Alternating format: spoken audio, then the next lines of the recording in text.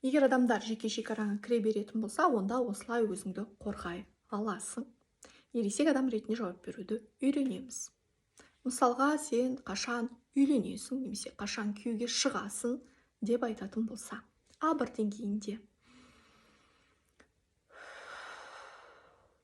деп терең тыныс аламыз немесе күрсінеміз. А2 деңгейінде бұйырса бір суббота деп отырмын. Б1 деңгейінде сіз сұрамаңыз. Маған бұл ұнамайды. Қайталап айтыңдар. Сіз сұрамаңыз, маған бұл ұнамайды. Б2 деңгейі.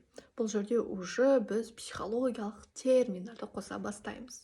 Бұл менің жеке шекарам, маған ыңғайсыз, дискомфортно деген сөз, ыңғайсыз және ұнамайды. Енді С1 деңгейіне дайын болыңдар. Бұл кезде біз уже носитель ретінде сөйлей бастаймыз. Бұл менің жеке өмірім, жеке жауапкершілігім. Мен өзім қалаған уақытта күйеуге шығамын, немесе үйленемін.